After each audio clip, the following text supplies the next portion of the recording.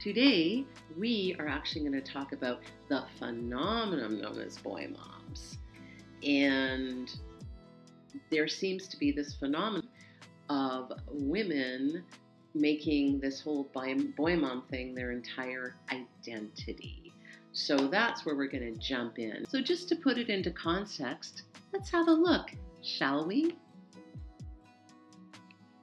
I never thought that I would be that toxic boy mom. I love my 4 kids equally, but that last little boy just hits different. And now I feel like I'm having this existential crisis. Before I wouldn't be that mom, that toxic boy mom. He hits his sisters, he punches them. I'm like, maybe he's having a hard day. So when I think about my daughters getting married, I get excited, right? Think about their dresses, planning their weddings. When I think about my son's wedding, I want to cry.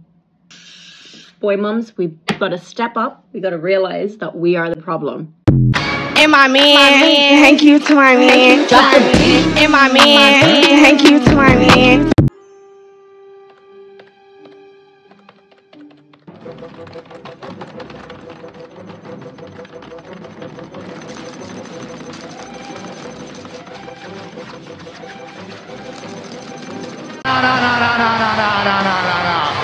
No way! I don't think so, pal. That's not how this works. I don't know why they silence. Your love is toxic. So apart from the whole obvious obnoxiousness of some of these videos, it's very problematic on a deeper level, and I'm going to go over why this is such a problem. So first of all, the big thing here is women making this their entire identity. But the idea of this is somehow my whole identity is being a boy mom, and I'm going to continue to post about it on social media and make it my entire identity. And then also, you're not getting consent from the child. You're featuring this child without their consent on social media. So that, again, is very problematic. And then we go into this whole idea of what we call, and I'm not going to say the actual word, but I'm going to talk around a little bit, is the emotional I word. So emotional enmeshment, inappropriate attachment, where you are creating this idea of the child as almost your partner in a weird way. And here's sort of the idea that I've heard some of these moms using. So they'll use words like his first love, my little man of the house. The idea that he is filling this role, or that I couldn't live without my little boy. It's really centering this kid as something more than your child. They're filling in. They're taking on all these other very inappropriate roles. It can also be a form of parentification as well, but at the same time, you're also infantilizing them and making them very entitled. So to go over it in no particular order, there also is this reinforcing the idea of toxic masculinity.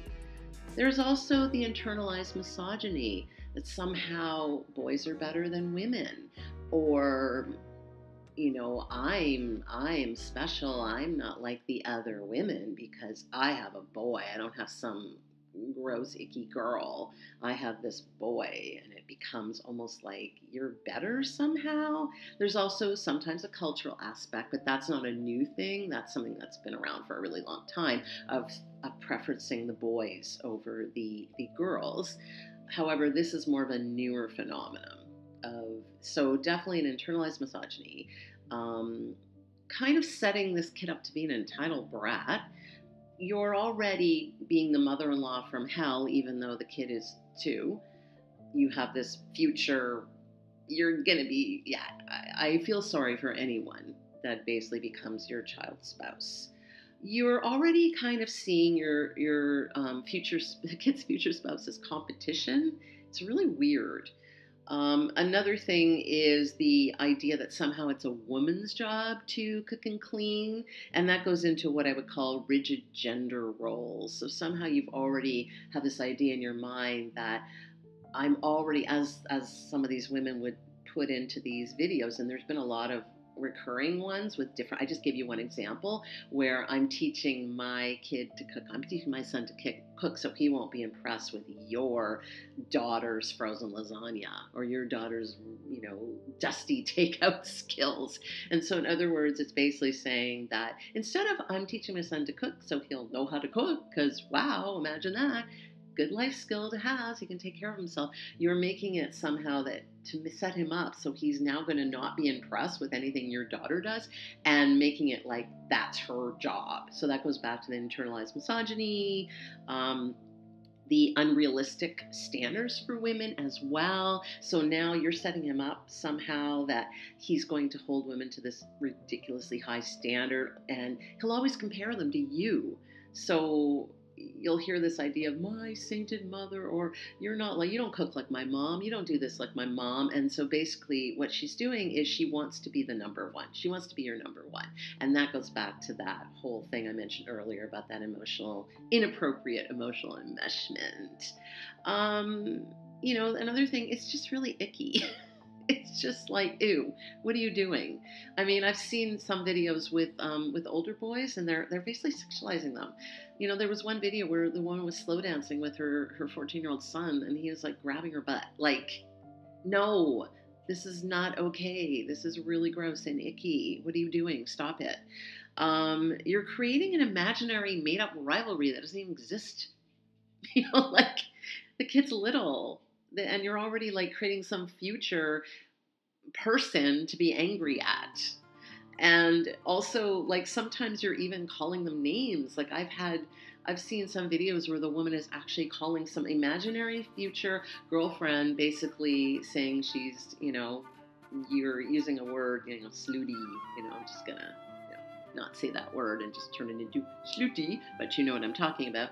And basically just saying she's a floozy, like your dusty, floozy daughter. Like, what is that? And basically it's also a way to look down on women who have daughters. And then another really gross thing is you're also setting up that future partner, girlfriend, wife, whoever. Maybe they're, again, it's also really heteronormative is another thing. Because you're assuming that you're assuming that they're cisgendered hetero male. You're making a lot of assumptions about their future. They might be non-binary. They might be trans. They might, choose a male partner. They might choose no partner. So already you're kind of putting back into that, what I call those stereotypical rigid gender roles, and being very black and white, male-female thing about it. Yes, I would say, and that kind of goes back into that internalized misogyny.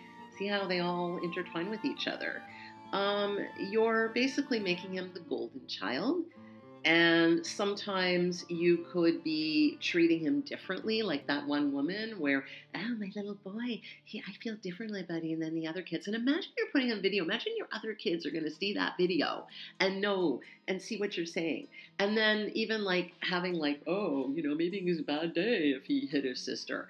Now what you're doing is you are raising a future abuser. You are actually helping to create and enable a future abuser. And then what you're also doing is you are possibly creating an emotionally stunted son who's not going to have any emotional regulation.